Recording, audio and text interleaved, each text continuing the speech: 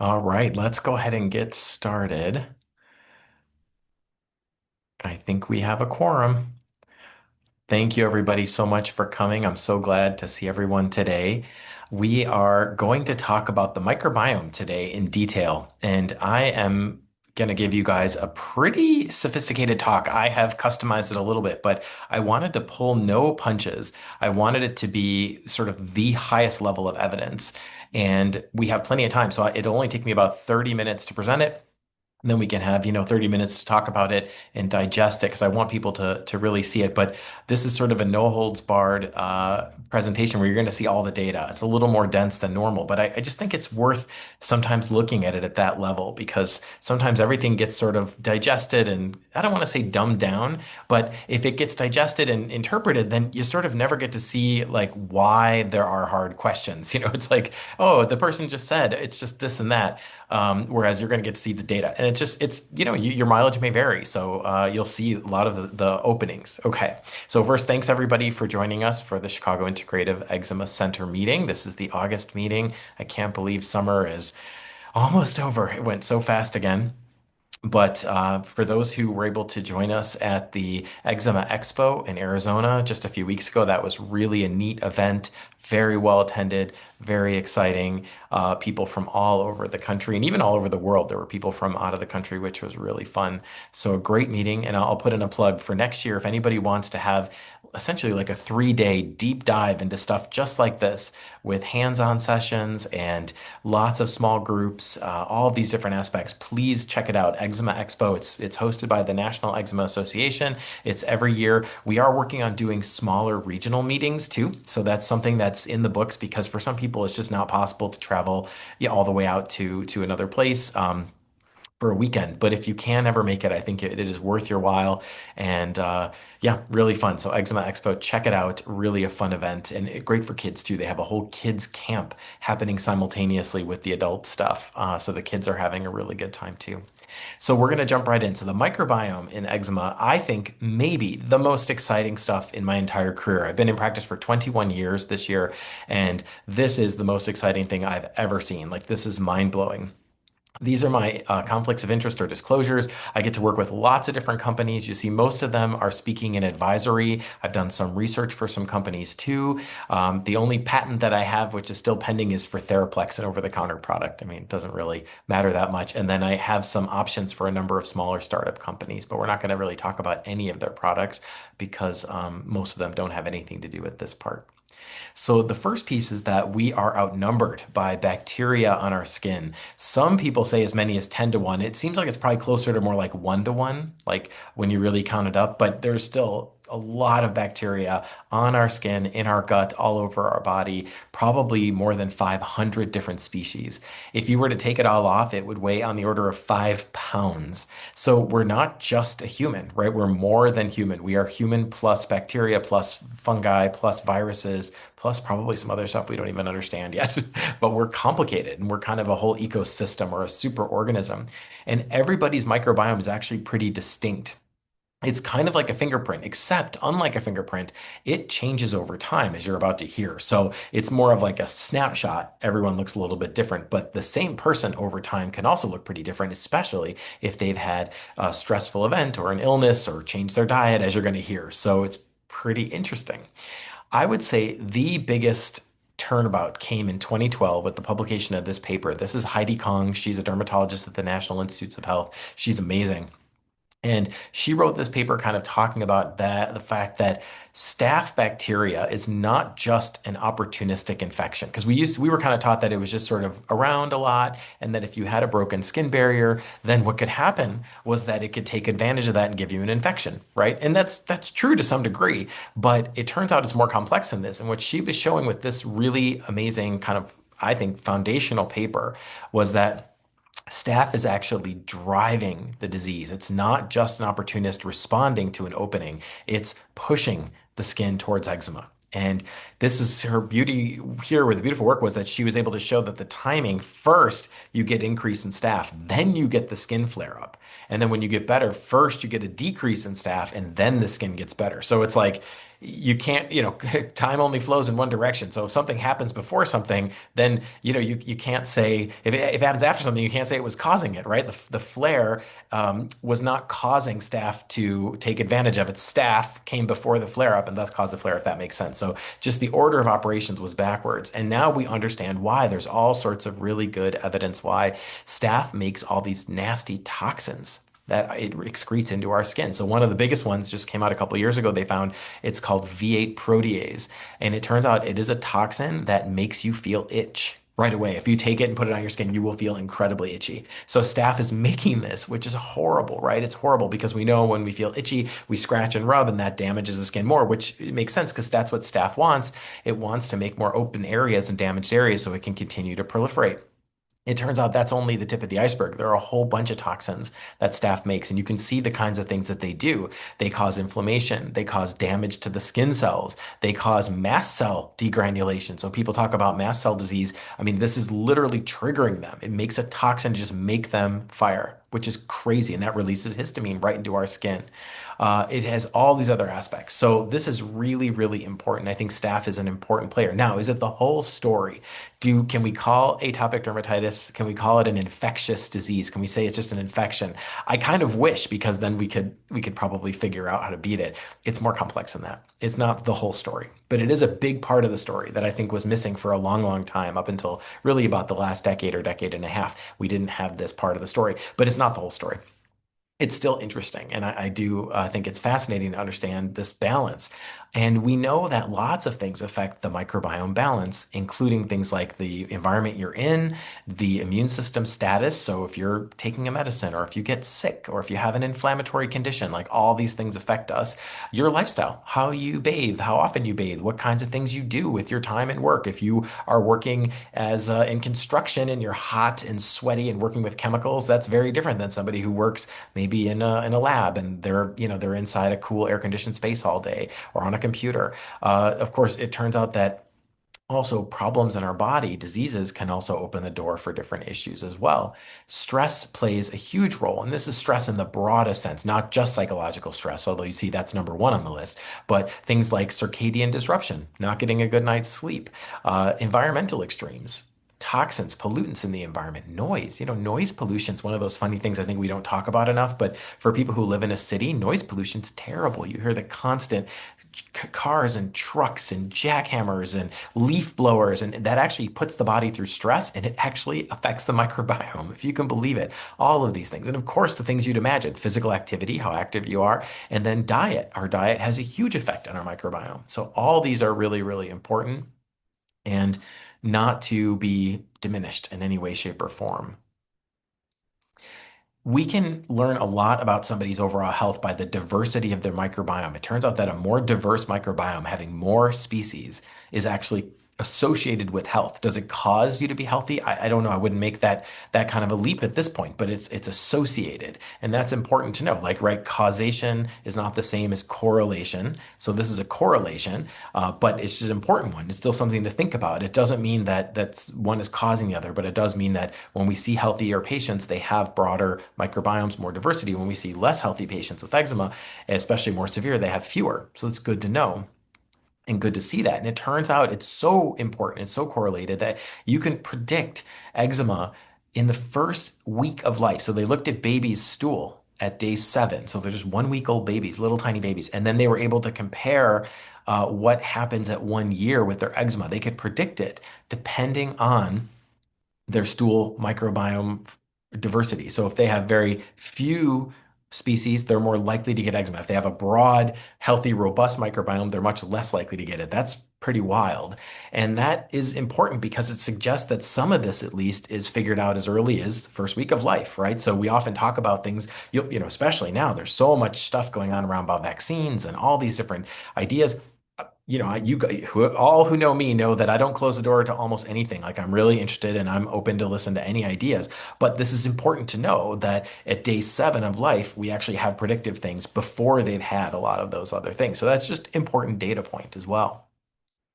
Now, what about things like having a cesarean section, a C-section delivery? Well, is a soft correlation, but it did not meet significance. So it was the p-value was zero point 0.3. So in this particular study, it actually didn't make the cut, which is typically 0.05 is where we'll kind of draw it, depending, or zero point 0.01, depending on where you set it. But in other words, it wasn't found to be that much different than you might expect with some randomness, but there was a tendency. So you'll hear other studies have found a bit of an association. So there might be a slightly higher risk of developing eczema if you go C-section versus a vaginal delivery.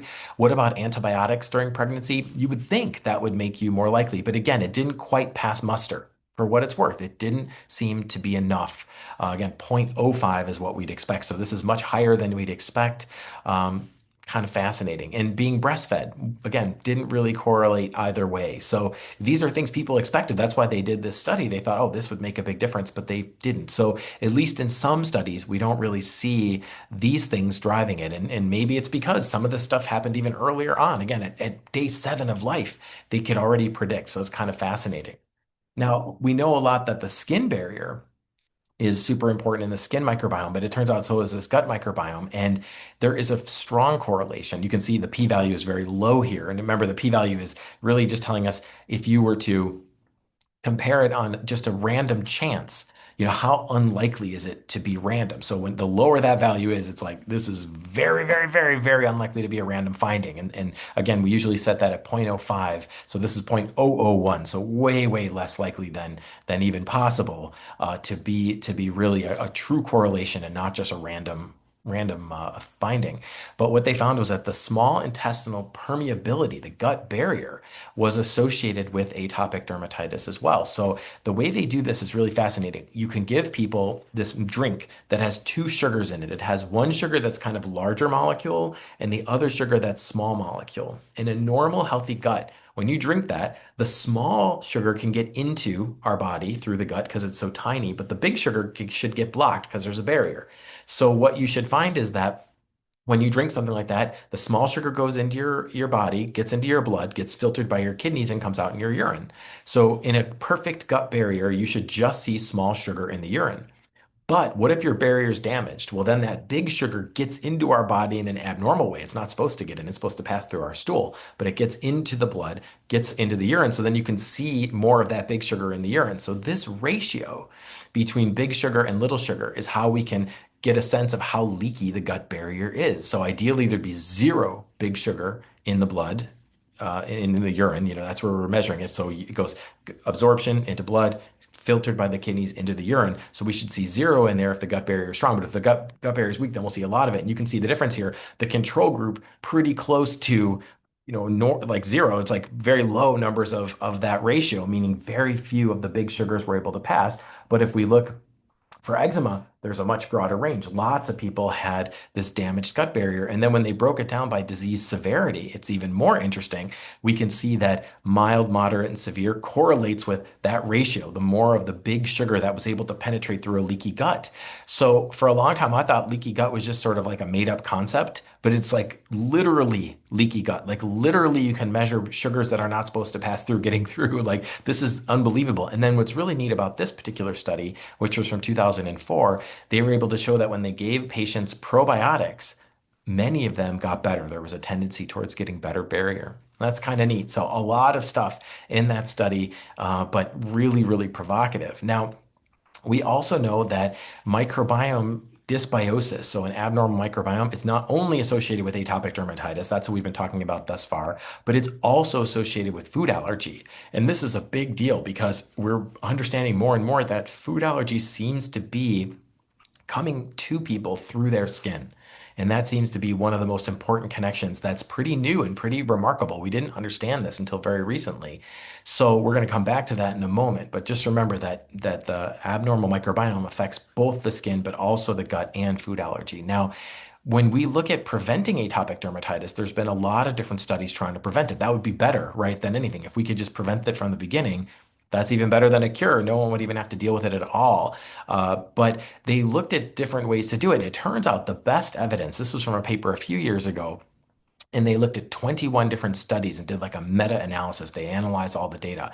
And they really thought there was pretty good evidence that Lactobacillus rhamnosus GG could delay or prevent atopic dermatitis better than the placebo. Now, is it super amazing? No, but it's also really safe and really cheap. This is the one you can get. There's a bunch of brands that have it now, but the most common one out there is Culturelle, right? Culturelle has this one. So this is something you could consider doing if you are expecting. You could take this probiotic and then give it to the baby when they're really little, and it seems to have a delay effect, or at the very least, or pardon me, the prevention effect, or at the very least, a delaying effect in some patients, which is really, really cool. So fascinating to see that concept.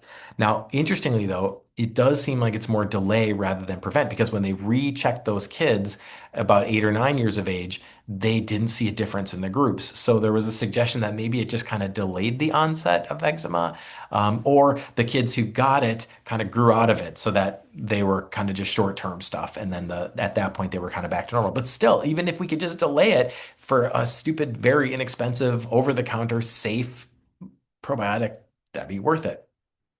And then this is a paper we put out a few years ago talking about how the microbiome and the skin barrier are so closely related. They're both really, really intimately connected. And in fact, if you mess with one, you mess with the other. And that's really the key take home of this, that they're all connected functionally, that the pH of the skin, that the different lipids, we hear all about ceramides, these special fats in the skin, but all of these pieces are connected. And if you knock one over, then what happens is that many times the whole thing will start. And this is one of my favorite figures. I love this. I want to get this tattooed on my body because I just think it's so brilliant and it brings everything together, right? It shows us that the skin barrier can affect the microbiome, which can affect the immune system, which affects the nerve endings, which affects behavior, that little hand scratching, and they're all connected. And no matter where you start, you can start this whole terrible pattern no matter what you do. So you could hurt your skin barrier, that kicks this off. You could mess with the bacteria, that kicks this off. Your immune system could be reacting to something else. Maybe you get sick, you're fighting off a cold, maybe you're stressed, maybe you get allergic to something, in the environment.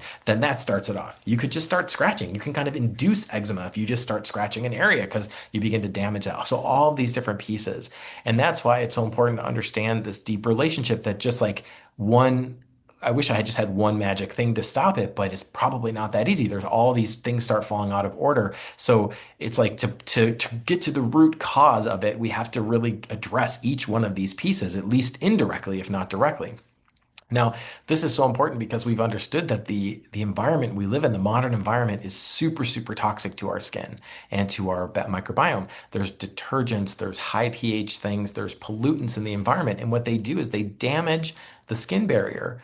And when that happens, that then opens the door for allergies to form. And this is the biggest thing we've now understood in the past decade is that people have damaged skin barrier and that allows for allergens like food allergens to get into the skin in an abnormal way, and then our poor immune system is like, this is a bad thing, we need to make an allergy to this, as opposed to when you eat those foods, the gut has special mechanisms with dendritic cells to help tolerize us to it, to say, okay, this is friend, this is food, don't react to it. And that's why you heard this big push to get people to eat allergenic foods, babies, when they're really young. We want them to eat those allergenic foods, eat peanuts early on.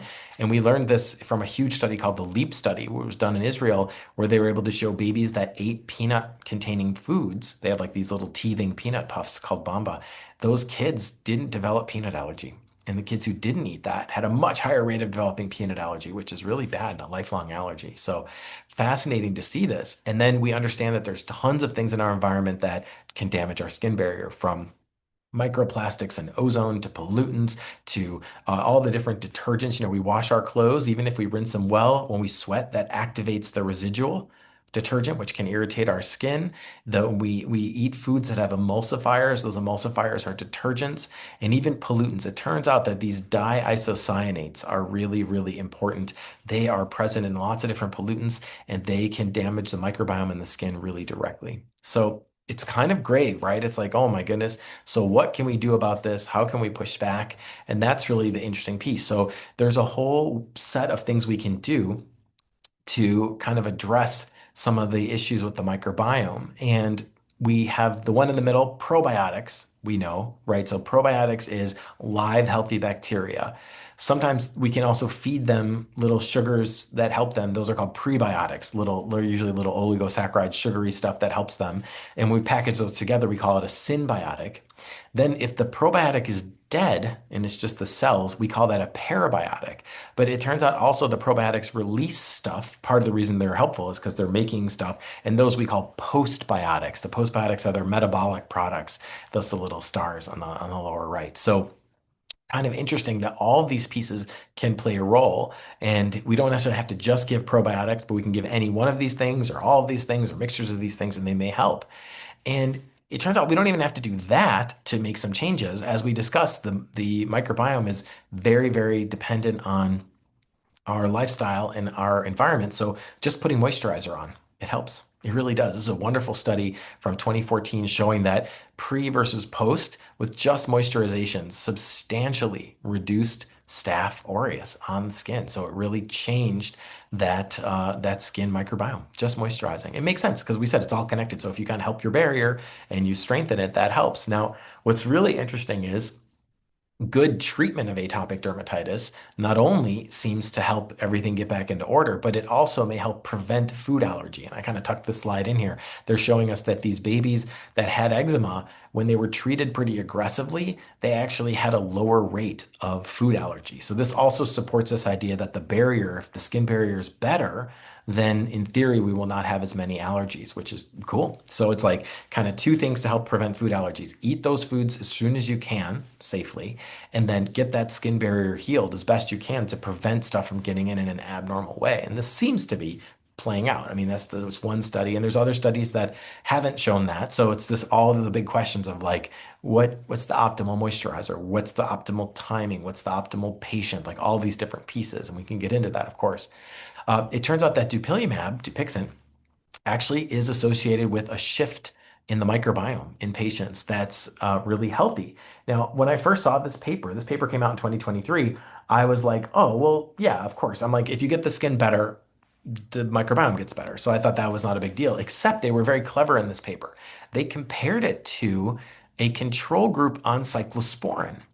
And what's really remarkable is that I would have totally expected that the groups that got better they would both get better in the microbiome. So whatever reason you're getting better, be it cyclosporin, dupilumab, prednisone, even potentially, like your microbiome should get better, but it wasn't true. It wasn't true. So I was shocked. I thought this was a remarkable paper. So they found that the dupilumab group had decreased Staph aureus levels and a better microbiome, but not the cyclosporin group, even though they controlled for getting it better. So how you get somebody better, how we get better, actually makes a difference. It does seem to make a difference. Now, I don't know in the medium or long term. This is fairly short term. So maybe if we look, 3 months down the road, maybe it will balance out again. That's my guess. But we don't see that here, which is really, I was kind of shocked by this. And I guess we can also flip it around and we could say, well, why are you shocked? Because cyclosporin is suppressing your whole immune system and it's potentially allowing for all sorts of other imbalances. So, what do you expect? Whereas dupilumab is much more targeted. It's not an immunosuppressive agent and it makes sense. So yeah, I mean, I could see it both ways, but fascinating to see this here. And this is one of those that was truly surprising to me. And that's always fun when you're like, I would totally have guessed they would both have helped. Now, what about people that already have atopic dermatitis? If you're trying to prevent it, that lactobacillus GG may help. But here, if you already have it, there's not great data that it helps. So there were a few trials that found no differences. This was 12 trials that was reviewed by Boyle in 2008. Then even a more recent one from 2010 didn't show it.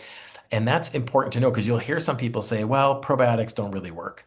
But I do think there is something here. And that's why for my patients, for those who know me, I recommend it for everybody. And it's because it turns out there are some studies that do show an improvement. And what's confusing is that when they look at these, when they pool everything together, they're pooling like 12 very different trials, like different groups, different severity of eczema, different types of probiotics. So I'm kind of like, it's a little hard to say that. Like I could tell you, I can make a very compelling argument to you that antibiotics don't actually work against bacterial infections. And you'd be like, what do you mean? Like antibiotics totally work. But if I picked the wrong antibiotic and showed you data of like this wrong antibiotic, wrong, because we know the bacteria doesn't respond to it, didn't help these infections, you'd be like, whoa, I guess they don't work. But then as soon as you have the insight to say, well, wait a minute, it's more complex than just antibiotics as a big glob and infections as a big glob. We know there's specific antibiotics for specific infections. Is it not possible that there are specific probiotics or combinations of probiotics that are going to be better suited for certain situations or certain patients? Yes, it seems like it. And that may explain why when you average it all together, it doesn't look very promising. But when you dig in, there are some really promising ones. And this was one done in kids, a big meta-analysis in kids, and they actually did find overall positive effect. So this is called a forest plot where they use really cool statistics and they look to see where that little diamond at the end goes. And if it's on the left, it favors the treatment. If it's on the right, it favors the control. Or if it's kind of on the line, then it's a toss up. But here, it really did seem like probiotics made a difference. And especially when you look at kids 1 to 18 years of age. Now that diamond is way to the left. So it really did. And you can see there's one study by Wong. It's the one right above the word subtotal, that it's way to the left. So they got a really strong effect, really, really strong. So I wanted to look into that effect and understand what was going on there. It turns out that lactobacillus are really common. They're in a lot of different probiotics that you'll see. LGG, Lactobacillus GG, is in there a lot, but this is not the one that Wong used, and in fact does not do much at all for when we look at for atopic dermatitis, it's already existing. So this was one of the studies there, that meta-analysis. You can see that little diamond's on the right. It didn't do anything for that. But when you look at some of the other probiotics, like Lactobacillus fermentum, now you get a strong effect. And if you look at, so right, exclamation point, this is really powerful. That line's way over there. I mean, this is really effective. Or salivarius, really strong. Or mixtures of them. There's the Wong study. So they mixed Lactobacillus fermentum and salivarius. So that's the ones I'm trying to recommend. Sometimes a patient will say, I'm taking Culturelle. Is that okay? And I'm like, well, it might be, but the data we have suggests that that might be preventative, but doesn't really do much for existing eczema. So can we please try to get one with either fermentum, salivarius, or both? Because that's the one we really saw it. And that was that Wong study, 220 kids. They randomized them to Paracasei, fermentum, or both, this mixture, and they were actually able to show a really powerful effect. So those are kind of the ones: Salivarius, Paracasei, fermentum, or mixtures of those. And there are a few out there that have it, and they seem to be much better than the other ones. So those are the ones I'm looking at. Now, what about topical probiotics? There's a whole story here. This was the work of Ian Miles, who's an allergist at NIH. He's a great guy. He created this new topical probiotic that seemed to help in the early trials. So there are a whole bunch of different things. We wrote a whole review of it just a couple of years ago. There have been 9 different topical strains that have been used, and there's some compelling stuff, but this is what we concluded, taking it all together. Overall, these preliminary trials suggest a beneficial effect and a reassuring safety profile for various strains of topical probiotic bacteria. Undoubtedly, further investigation must continue in this area. More studies should be implemented to corroborate the findings thus far, because it's promising, but it's just they're all kind of small. And the really weird study of the Roseamonas one was this. So they did this study that came out in 2018, and it looked amazing. It really helped improve the SCORAD eczema score. It helped decrease itch. It helped decrease steroid application. It was so exciting. And I'll spare you the long story, but a drug company bought it. They bought it from him, and they started trying to turn it into a drug. And they actually got through the first trial. And guess what? It didn't do very well. It didn't do well at all. So the company said, yeah, it's not worth it for us. We're going to drop it. They just, and they had already put in millions and millions of dollars, but they were like, we're just cutting it because it didn't show a strong enough effect. And that was kind of sad. And Dr. Miles gets really mad when I talk about it this way. He's like, no, it didn't really fail. They didn't want, I don't know. So you can talk to him if you want. He's a great guy. But my interpretation of the data was that it was not strong enough to continue, so they dropped it. They gave him back, though, the ability to use it, like the licensing, which was really cool. And now you can get this one over the counter. And I have no connection with the company. I don't work with them in any way, but the company is, they created it, and they made it as a product called Defensin. And some of you may have tried it with me, because I'm always interested in trying it. So Defensin is the version of this you can get over the counter without a prescription. You spray it on your skin every other day for 90 days. It's quite expensive. It's over $100 for it, but they have a money back guarantee. So I've recommended some people try it, and I'm just like, just keep your receipt. And if it doesn't work, you can actually return it. The company's called Skinesa. You might have heard of them. They make good probiotics. Are just pricey. I really like them. They're a nice company. They do good quality stuff. They're just pricey. And my own personal opinion of it is that if I can get the same or similar stuff for much cheaper, I'd rather do that unless I feel like I'm really getting something that I can't get. This is something unique though. You can't get this outside of them. So I've had a bunch of people try it. Honest experience with it. Not a single patient of mine has told me they've had a dramatic effect or continued using it. But some people said it's helpful. So great thing to try. Ultra safe. So now other ones, just to give you a taste, there was this one Vitreocilla filiformis that was studied. This one is not available, unfortunately, in the world. This was back in 2008. It did really well, right? It's amazing. It did had a nice effect on these patients. Why can't we get it? I don't know, but we just can't.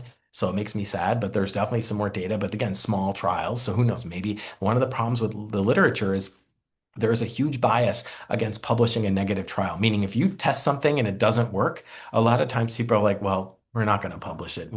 We're done with it. And that's what happens with a lot of these things. You'll get one promising thing and everyone's all excited. Then they do the follow-up study that's bigger and it totally doesn't work and they don't publish that. Now, is that a bad thing? I mean, kind of, because then you only see the good stuff and then you keep thinking, oh, why is it not done? But it's also journals are picky and people are picky. They're like, oh, I'm not going to read a study that showed it didn't work. I mean, that's dumb.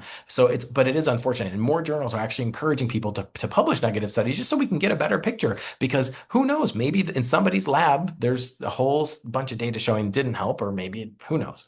Now, there's also another approach that doesn't use bacteria, but it uses antimicrobial enzymes from bacteria. And this is a product that currently is this particular formulation is only available in Europe.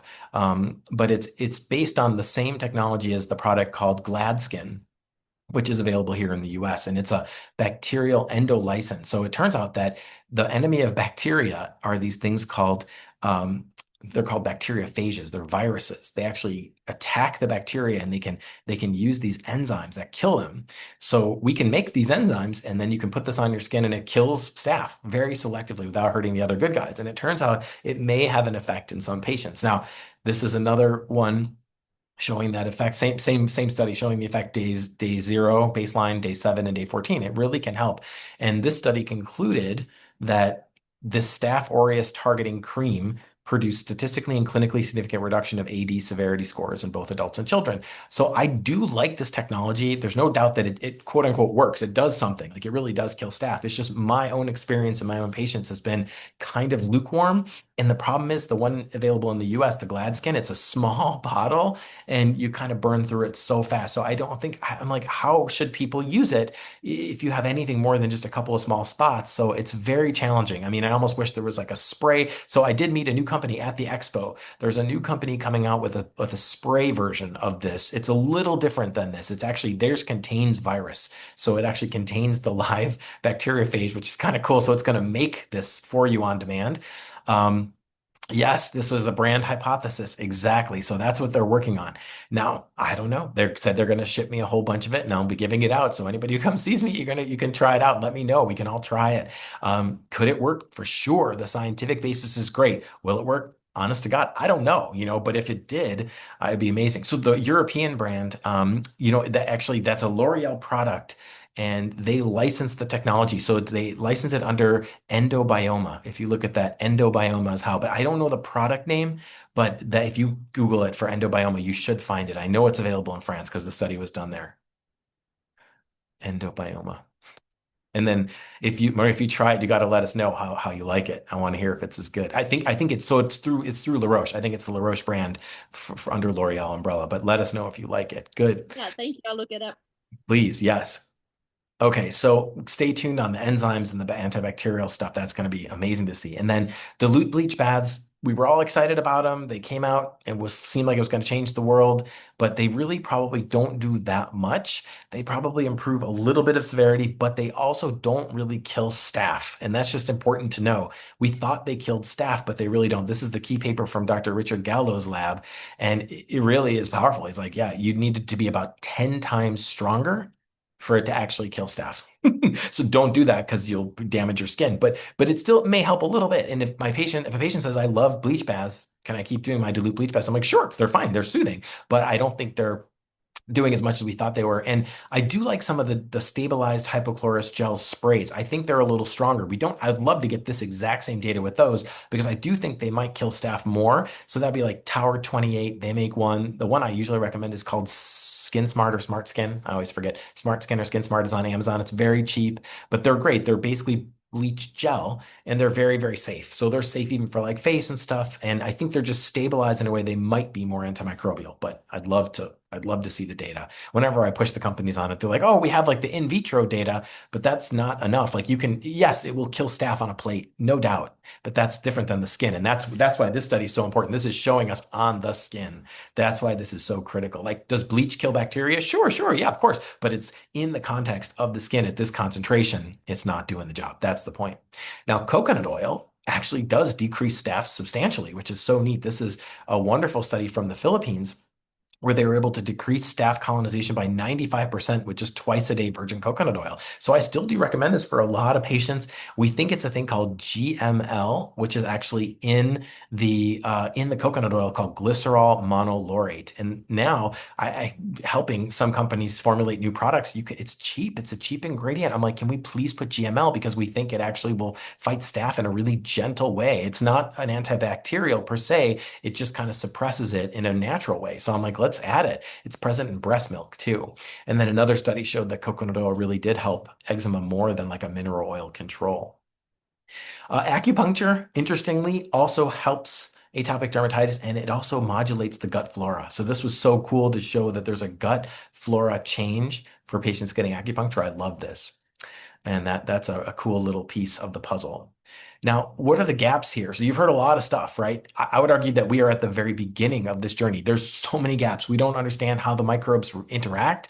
We don't understand how the host interacts with the microbiome very well. We don't understand how they transmit and change over time. We don't understand the skin conditions and their effect, the products we're using. The most interesting thing is for that Roseamonas one, Defensin spray from Skinesa, they have the coolest thing. They're like, you must not use it with these moisturizers. And they list a whole bunch that are not safe because it turns out when they tried it, it killed it right away. So that was so cool. But and I give them so much credit for that. But so many studies, so many products don't tell us at all. So maybe you're putting on your special thing that you think is helping. Then you put your moisturizer, it just kills it right away. We're just canceling stuff out. We don't know. In part because literally the studies haven't been done. They're super expensive and complicated, and there's all sorts of twists and turns. So this is why anybody who speaks with great authority on this, you could be like, I don't think you know what you're talking about, or you're full of baloney, right? I mean, like you're looking at the data. Like, I'm a pretty smart guy. I live in this world. I think about it constantly. Even more than that, I'm responsible for patient health when I make recommendation on these things. So I have everything to lose, nothing to gain. We're not selling you anything. And you hear me saying there's tons of unanswered questions. There's lots we don't know.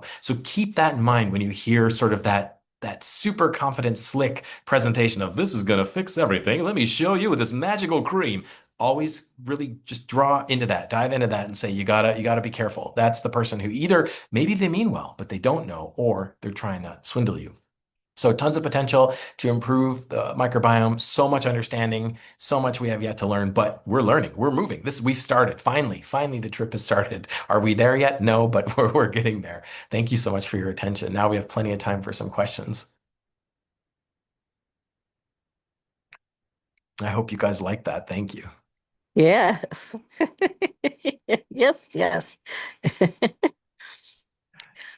Oh, Peter, you were talking at the very beginning about moisturizers and the impact of them on staph colonization on the skin, and I'm wondering, is there any data out there about different moisturizers having different impacts?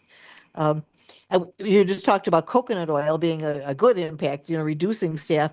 I'm wondering if some of them don't actually increase it by feeding it. And this is, I won't go into the details, but a personal experience of mine, something I was doing I thought was really good. And I realized, I think I was feeding something. And I stopped and I got better. Uh, so, what do we know much about that, or is that still one of those unexplored regions?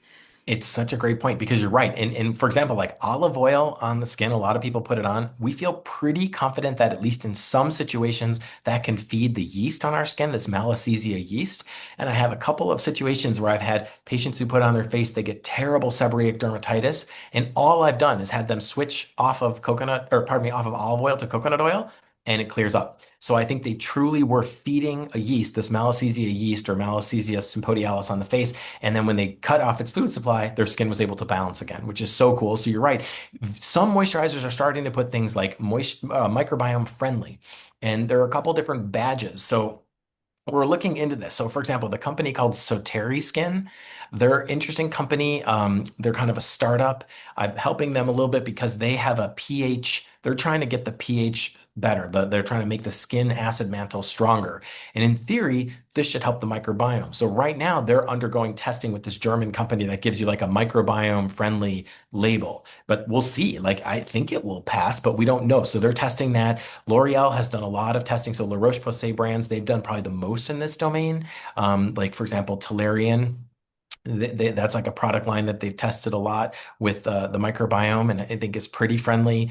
I think we know that the Aven products tend to be microbiome friendly. They've done a lot of studies with looking at that as well. CeraVe has done a number of studies too. So these are companies I feel pretty good about, even like very inert substances. So like petrolatum. So, if we take Aquaphor or plain pure Vaseline, for many people, those are fine too. They don't seem to do a huge amount of badness to the microbiome because they're more just occluding and they seem to support it. Natural products like squalane oil, definitely microbiome friendly. Sunflower oil seems microbiome friendly. So lots of things I feel good about, Oh, but then there's a whole bunch where I'm just like, I don't know. You could try it. And truth be told, with moisturizers to some degree, even if I found out like the moisturizer you love and helps you, if it was not microbiome friendly and yeah. you liked it, I'd say that still trumps it because again, there's more happening than just microbiome. That's one indicator, but there might be other things. Maybe it's not the best for the microbiome, but it doesn't bug you too much and it helps your barrier or helps other things, So part of it is the package deal. And that's the other piece that all these are going to fall short of. But at least if you kind of say, okay, we're going to try to pick ones that have good pH, then we're going to try to pick ones that are microbiome friendly within this group. Which one do I like? That could be a cool approach.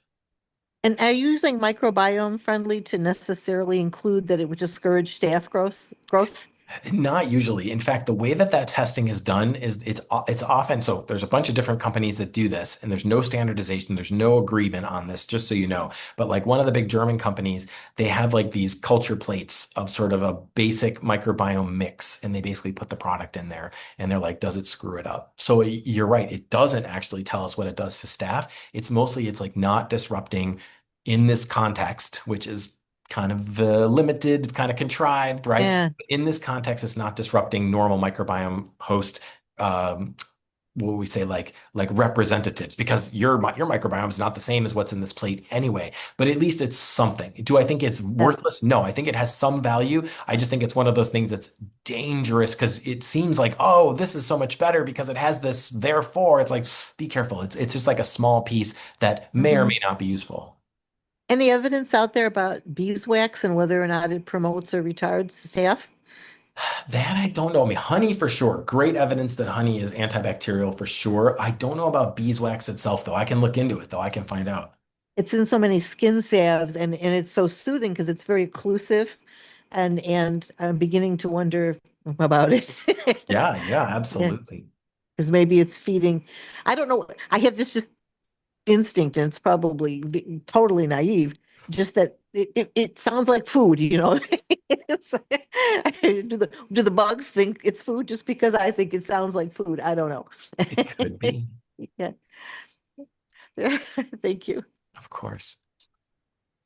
Hi, Dr. Leo. I had a question. At Expo, there was one derm who was showing some studies, and I think the ultimate three probiotics that he was recommending and saw was working was, I'm going to butcher these, but Ligula, Ligulactobacillus salvarius, then Bifidobacteria breve, and then Lactobacillus Rhamnosus GG. But I think in your presentation, you said the latter, the Rhamnosus GG, is one that you've seen isn't working in the data. Is that correct? Yeah, so that was probably Raja, right? That was Raja Yeah. Salamani. He's Yeah. amazing, and I will tell you, he knows more about the microbiome than I do for sure. He's actively involved. But I wish I didn't get to go to his lecture. I was pulled somewhere else when he was doing it. I wanted to be there. Yeah, because the Lactobacillus GG really only for prevention.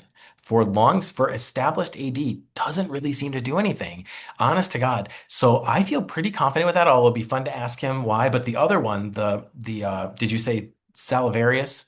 Yeah. Salivarius and Bifidobacteria brevi. Both reasonable. For sure, the Salivarius and the Bifidobacter probably. The studies I was pulling were a little bit older. I think the Bifidobacter is a newer study, so I would be Mhm. cool with those. And that's why I'm trying to pick like combos that have a lot of these good things. But if someone's taking Lactobacillus GG, do I think it's bad? Oh my gosh, no, but I don't think it's Yeah. enough. So if you had one that had it in the mix, cool. But by itself, I would definitely not do that. I feel very confident that by itself, it's not going to do anything except for prevention.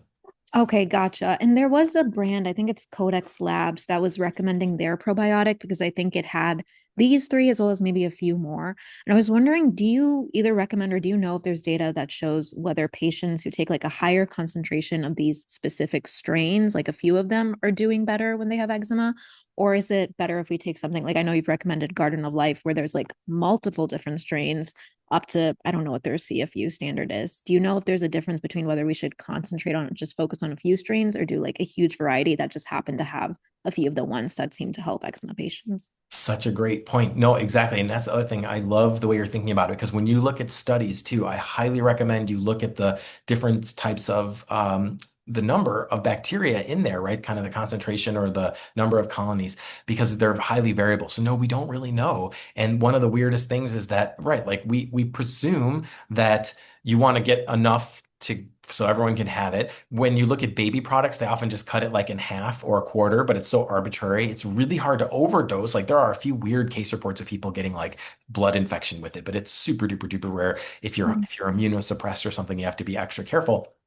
But yeah, but we don't know. You're right. We don't know. And who knows? Maybe if you overdo it, maybe that makes the body make some kind of a response against it. So I'm just looking up for Codex. So yeah, the Codex, they have their kind of combo supplement. It's just and I love the person who started Codex. She's Yeah. amazing. But boy, it's just so expensive and it has a lot of pieces in there. So it has Acidophilus, Rhamnosus GG, Paracasei, Salivarius, Bifidum, Breve, Longum. So this is a great combo. I feel like this is like she kind of looked at all the good ones and put them in there. So this would be great. It also has prebiotics. It has vitamin B12. It's got a bunch of things, but it's $89. Yeah, it's No. really I mean, and expensive. I love Barb. She's so Yeah. great, and I want her to succeed. But if this were like $30, I'd be like slam dunk, maybe Yeah. even 50, slam dunk. But almost $100. It's like, oh my goodness. Considering, the one I'm recommending right now, I love Garden of Life, and then I found an even cheaper one on Amazon. I put it in the cart just to remember, and it's packets, which is so nice. It's called Zabora Probiotic Super Nutritional Powder. Good Okay. manufacturing processes. It's $15 for 30 packets. And for like a kid, they would use a quarter pack a day. So Mhm. I mean, 120-day supply for $15.29. And it's like, I presume it's really good. It's got all the right stuff. Mm-hmm. And it Could has you all those things. Yeah. could you write the name for that in Yeah, the I'll put the link in. Again, I have no connection with this company. I do have a connection with Codex. I have consulted for them. okay. And I don't mean to speak badly about them. I love them, but Yeah. I'm actively telling you not to go with Codex because they're too expensive for this particular product. But I'll keep working on her to lower the price. But this is one that's very inexpensive for $15 on Amazon. Did that go Awesome. through? Okay, cool. Yeah. Other questions, other comments? Thank you. I'd like to throw in, oh, go ahead. Oh, sorry.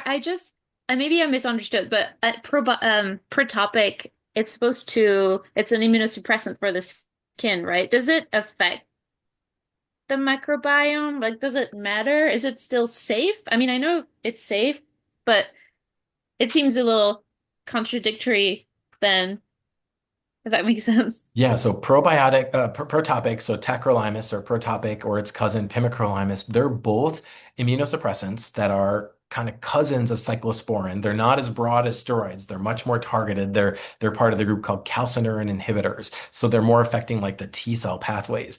They're they almost for sure have an effect on the microbiome. I don't know what that is. They were developed in a funny time. They came out in the year 2000 and 2001 respectively. So we don't know a lot about them in the microbiome. Yeah, I don't know, but yeah, presumably they do shift it a bit. Do I think they're safe though? I do think they're pretty safe. I definitely, you know me, I'm not anti-steroid, be careful on that, but I'm very careful with my steroids. I try to minimize them. I try to use them a little. I do think these are superior to steroids in terms of their safety overall. But are they perfect? No. You know, I mean, some people with TSW even think they can contribute to TSW. They even have a boxed warning on there talking about cancer, which we feel is probably baloney because now there's been lots of data out there. There's like the 10-year data that Amy Paller was behind showing that there was no increased risk of cancer in kids using it. So I feel pretty good about them. And I think they're a reasonable choice for a lot of people. My new favorite, of course, is the Zoryve, the roflumilast.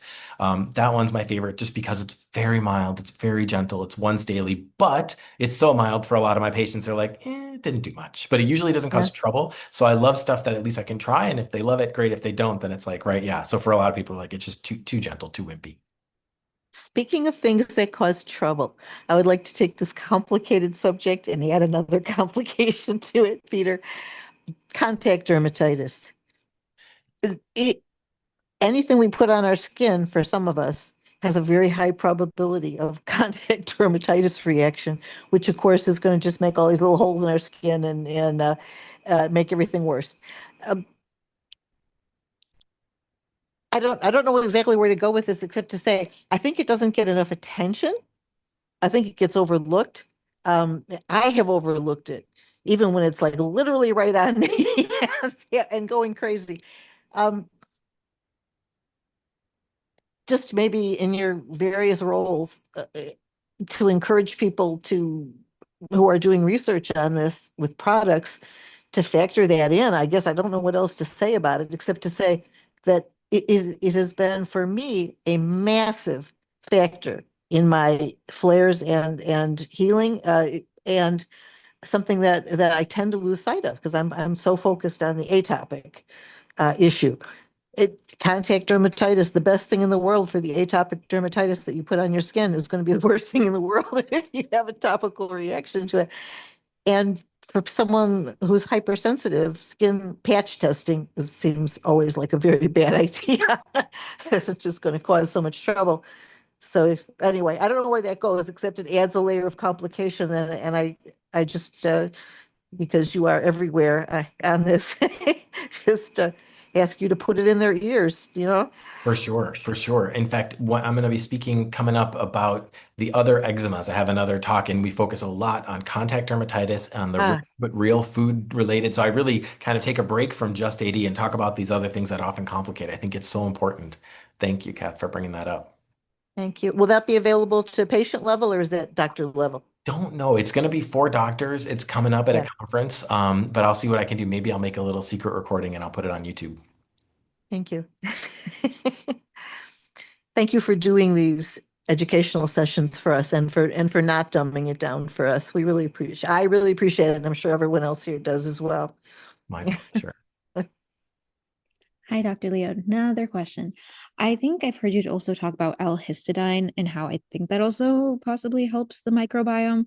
I was wondering, are there any testing to see? Because I know that typically helps those with a filaggrin deficiency. Is there any testing patients can do to see if they have a filaggrin deficiency and if L-histidine would be right for them rather than just taking another supplement for the sake of taking another supplement? Yeah, thank you. A wonderful question as well.